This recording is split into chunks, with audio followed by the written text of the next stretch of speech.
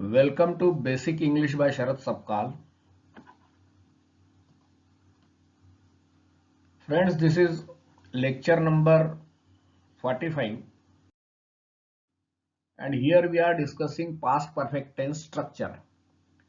यानी किस प्रकार का स्ट्रक्चर होता है डिफरेंट काइंड्स ऑफ सेंटेंसेस में पास्ट परफेक्ट टेंस के अंदर। कुछ हो चुका था, हुआ था, किसी घटना या समय से पहले भूतकाल में, वो जब हम बताते हैं तो उसके पॉजिटिव, निगेटिव, इंट्रोगेटिव सारे किस्म के सेंटेंसेस हम यहां पर कवर करेंगे कि कैसे उसका ट्रांसलेशन या हमको अंग्रेजी में क्या कहना होता है ऐसी बात कहने के लिए। तो देखिए, इसकी रचना बहुत आसान है। टेबल ए जो पॉजिटिव है, जिसमें सकारात्मक बातें कही जाती है, विधायक बातें कही जाती है, उसमें सब्जेक्ट सबसे पहले जैसा कि रिवाज है, उसके बाद एक हेल्पिंग वर्ब हैड आता है, ये हैव की थर्ड फॉर्म है, और उसके बाद में V3 यानी कि third form of the main verb, जो भी क्रिया दिखाई जा रही है उसकी थर्ड फॉर्म। ये भी थर्ड फॉर्म है, लेकिन ये एक ऑक्सिलियरी या हेल्पिंग वर्ब है। और उसके बाद depending on the type of this main verb, कोई ऑब्जेक्ट, कॉम्प्लीमेंट, जो चाहे आ जाए, और एडवर्ब आ ही सकता है या नहीं भी आ सकता है। Had you helped me, I would not have failed. Had you helped me, I would not have failed. यानी मैं असफल नहीं होता, मैं फेल नहीं होता अगर तुमने मेरी मदद की होती। ये पास्ट की बात है, एक सपोजिशन की बात है कि ऐसा अगर नहीं हुआ होता तो ऐसा नहीं होता। ये एक कंडीशनल किस्म का सेंटेंस है। Had you helped me, I would not have failed. The rain had stopped before I stepped out of my room. जैसे ही मैंने कमरे के बाहर कदम रखा या जैसे ही मैं कमरे के बाहर निकला, बारिश रुक चुकी थी। He had returned before Monday. अब देखिए बिफोर मंडे, क्योंकि मंडे के पहले घटना हुई है तो उसके आने की घटना पहले हुई, तो he had return before Monday, यानी वह सोमवार से पहले लौट चुका था। लेकिन अगर वो सोमवार को आया तो हमें कहना होगा ही रिटर्न ऑन मंडे। ये पास्ट में जाना पड़ेगा, ना कि पास्ट परफेक्ट में। I had met him on Monday, ये भी गलत है, बिकॉज मंडे के पहले की कोई घटना बतानी होगी हैड लगाने के बाद। I met him on Monday, ये सही है, या आई मेट हिम यस्टरडे, ये भी सही है। ऑन यस्टरडे नहीं होता है, सिंपल यस्टरडे बोलना पड़ेगा। तो मैं उससे सोमवार को मिला या मैं उससे कल मिला, ये कहने के लिए।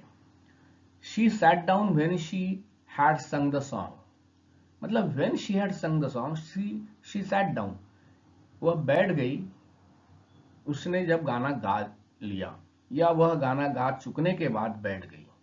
उसने जब गीत गा लिया तो वह बैठ गई, किसी भी ढंग से हम कह सकते हैं। She sat down when she sang the song, ये भी without using any past perfect tense हमने यहाँ पर इस्तेमाल किया है, क्योंकि जाहिर सी बात है कि उसका गाना पहले हुआ है, व्हेन के कंजंक्शन से हमने इसको कॉम्प्लेक्स सेंटेंस को जोड़ा हुआ है, तो समझ में आती है बात किसी भी भाषा में समझ में आना चाहिए और ग्रामेटिकली बात सही होनी चाहिए। ये दो शर्तें हैं।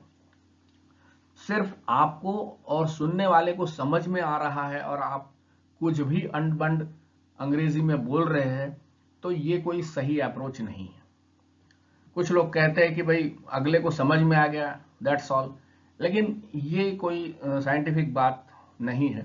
The train started when I reach the station, ऐसा भी कह सकते हो train had started when I reach the station.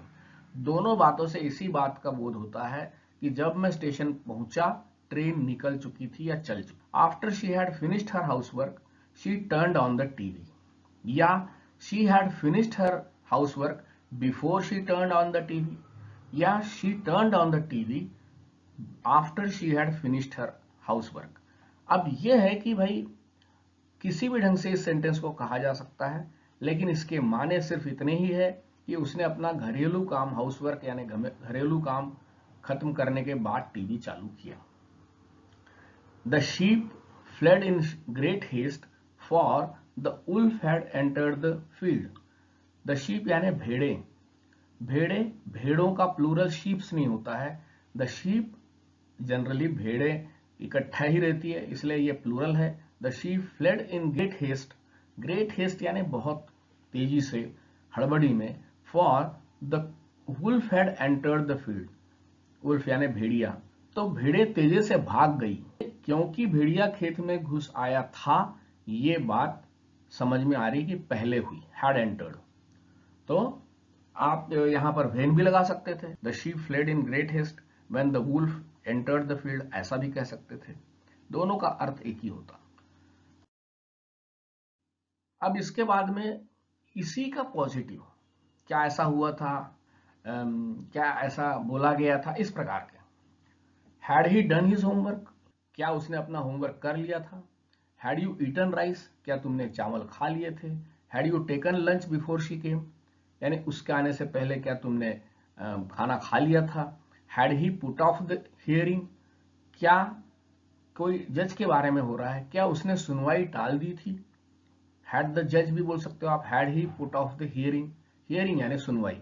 Had he, यहां आप put off the earring बोलोगे तो कान के बाले कह सकते हो। Had he died by the time doctor came, क्या डॉक्टर आने के पहले वह मर चुका था। Had the thief disappeared when the police reached there, क्या चोर पुलिस के वहां पहुंचने से पहले गायब हो गया था। Had Hari already learned the poem when his parents arrived. Had Hari already learned भी बोल सकते हो, लर्नड भी बोल सकते हो, दोनों लर्न का पास्ट पार्टिसिपल है और पास्ट टेंस भी है। Had Hari learn the poem when his parents arrived, क्या हरी के माता पिता आने के पहले हरी ने कविता याद कर ली थी। Had he played his cards well, to play the cards well के माने है अपने पत्ते ठीक से खेलना या अपनी चाल सही ढंग से चलना। जरूरी नहीं कि वो ताश के गेम के ही बारे में हो, जिंदगी में भी हो सकता है। Had he played his cards well यानी क्या उसने अपने पत्ते अच्छी तरह खेले थे या क्या उसने अपनी चाल अच्छी तरह से चली थी।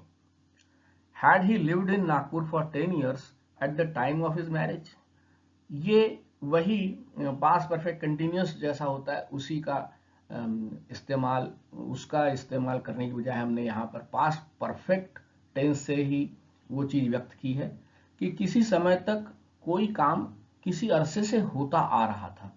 जैसे had he lived in Nagpur for 10 years at the time of his marriage, यानी क्या वह अपनी शादी के समय 10 वर्षों से नागपुर में रह रहा था। फिर इसी के आगे WH वर्ड लगा दो और बी को जैसे के वैसे उतार दीजिए। Why had you hidden your money, यानी तुमने अपना पैसा क्यों छुपाया था। या where had you hidden your money, तुमने अपना पैसा कहाँ छिपाया था। How had she done so well in the exam, उसने परीक्षा में इतनी अच्छी सफलता कैसे हासिल की थी। Why had she put aside the plan, to put aside the plan यानी किसी योजना को किनारे कर देना या रद्द कर देना, उसने योजना को अलग क्यों रख दिया था। अब यहाँ अलग रखने की बात नहीं है, यहाँ योजना को स्थगित करने जैसी कुछ बात है कुछ समय के लिए। Since when had he lived in Bombay, अब इसके माने है वह बंबई में कब से रह रहा था, कब से रह रहा था। Since when had he lived, had he been living भी बोल सकते हो यहाँ पर। Where had he been a doctor before he join this hospital, इस अस्पताल में शामिल होने या ज्वाइन करने से पहले वह कहाँ डॉक्टर था। Where had he been doctor, काफी अरसे से रहा होगा और किसी खास जगह रहा होगा तो उसके बारे में इंक्वायरी हो रही है। उसके बाद सिंपली निगेटिव सेंटेंस, इसकी रचना यानी सब्जेक्ट हैड और नॉट, या इसको हैडंट भी कह सकते हो, और वर्ब की थर्ड फॉर्म उसके बाद में जो आना है वो आएगा। You had never behaved like this before, यानी तुमने इससे पहले कभी ऐसा व्यवहार नहीं किया था। He had not forgotten me, he had not forgotten me, he had not forgotten me, उसने मुझे नहीं भुलाया था, वह मुझे नहीं भूल चुका था, like this.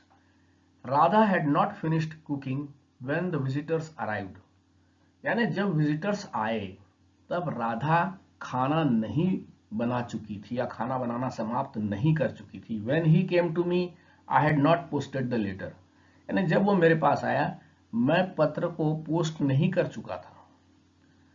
I had not gone there, यहां बोला गया कि मैं वहां नहीं गया था। किसी सवाल के जवाब में ये शायद उत्तर है। I had not gone there यानी मैं वहां नहीं गया था। Had he not help me I would have ruined इट। Had he not help me, ये भी कंडीशनल सेंटेंस है। अगर उसने मेरी मदद नहीं की होती, यानी पहले मदद की बात हो रही, हैड ही नॉट हेल्प मी, इसीलिए इसको पास्ट परफेक्ट में रखा। आई वुड हैव ruined इट, या मैं इसे बर्बाद कर। The business had not picked up, यानी व्यापार ने गति नहीं पकड़ी थी, व्यापार ने रफ्तार नहीं पकड़ी थी। The train had not started before I reach the station, यानी मैं जब स्टेशन पहुंचा तो उससे पहले ट्रेन शुरू नहीं हुई थी, ट्रेन नहीं चली थी। आई had not looked into the matter, यानी मैंने इस मामले में छानबीन नहीं की थी, या मैंने इस मामले को देखा नहीं था। इस प्रकार यहाँ लुक्ड इनटू के माने है कि गौर से देखना या उसको एक प्रकार से तफ्तीश करना। आई had not seen her before in Nagpur, यानी मैंने उसे पहले नागपुर में नहीं देखा था, किसी समय से पहले। इसी का इंट्रोगेटिव, क्या ऐसा नहीं हुआ था, क्या उसने वैसा नहीं किया था, वगैरह वगैरह। तो हैड फिर सब्जेक्ट फिर नॉट, इस नॉट को सब्जेक्ट के बाद रखना है और हैड को सब्जेक्ट के पहले रखना है, और V3 अपनी जगह है। Had they not come in time, यानी क्या वे समय पे नहीं आए थे। Had the sun not set by then, यानी क्या सूरज तब तक नहीं ढल चुका था। Had they not bought the book before Neetu came, क्या उन्होंने नीतू के आने से पहले किताबें नहीं खरीदी थी। Had he not switched on the light, क्या उसने लाइट नहीं जलाई थी। स्विच्ड ऑन यानी जलाना और स्विच्ड ऑफ यानी बुझाना। टर्न ऑन यानी शुरू करना किसी नल को, और टर्न ऑफ यानी बंद करना। Had Ram not gone when I came back home, यानी जब मैं घर आया वापस तब क्या राम नहीं निकल चुका था या नहीं जा चुका था, राम नहीं गया था। Had they not been working in this office for 5 years when the layoff was declared? यहां देखिए ये एक वैसा ही सेंटेंस है। यहां आप had they not been working in this office भी कह सकते हो, had they not worked in this office भी कह सकते हो। had they not worked in this office for 5 years when the layoff was declared, यानी क्या वे, शायद लोगों की बात हो रही है, इस ऑफिस में 5 साल से काम नहीं कर रहे थे जब छटनी की घोषणा हुई। यानी जब छटनी की घोषणा हुई उसके पहले लोग 5 साल से काम कर रहे थे, और इसके बारे में सवाल पूछ रहा है कि क्या वे बेचारे 5 साल से काम नहीं कर रहे थे जब ये छटनी की घोषणा हुई। इस प्रकार का ये सेंटेंस। उसके बाद उसी के सामने WH वर्ड लगा दो, यानी इंट्रोगेटिव एडवर्ब्स लगा दो, कब, क्यों, कहां, कैसे। तो why had he not called me, उसने मुझे फोन क्यों नहीं किया था। Why had she not come before it rained, यानी बारिश आने के पहले वह क्यों नहीं आई थी, क्यों नहीं घर आ चुकी थी, या क्यों नहीं पहुंच चुकी थी, like this. Why had he not switched off the fan, उसने पंखा क्यों नहीं बंद किया था। How had the match began before I reach the playground, यानी before I reach the playground how had the match began, यानी कैसे मैच शुरू हो गई मेरे मैदान में पहुंचने से पहले। शायद मैं कोई बहुत इंपॉर्टेंट व्यक्ति हूं और मैं ये पूछ रहा हूं कि भाई मेरे आने से पहले कैसे क्या मैच आपने शुरू कर दी।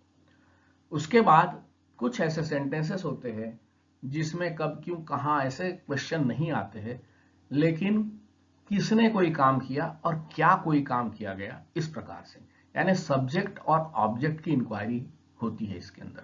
और इसमें पॉजिटिव भी होती है, निगेटिव भी होती है। Who had telephoned me from Bombay, यानी किसने मुझे मुंबई से टेलीफोन किया था। Which boy had not prepared for the test, कौन से लड़के ने, किस लड़के ने परीक्षा की तैयारी नहीं की थी। Who had pull down the structure, तो पुल डाउन मतलब गिरा देना, किसने स्ट्रक्चर को या उस संरचना को गिराया था। Which boy had been with you, हाँ यहां बी की थर्ड फॉर्म यूज हुई है वर्ब के रूप में, मेन वर्ब के रूप में। तो which boy had been with you, यानी कौन सा लड़का तुम्हारे साथ था। टू बी मतलब होना साथ में, विथ यू मतलब साथ में, तुम्हारे साथ में होना। इसके बाद what work had they been doing, what work had they been doing, वे क्या काम करते आ रहे थे। What work had they been doing यानी वे क्या काम करते आ रहे थे, किसी समय से काम करते आ रहे थे, और वो कौन सा काम करते आ रहे थे उसकी इंक्वायरी हो रही है। और इसके बाद लेक्चर नंबर 46 आएगा। Please subscribe to the channel.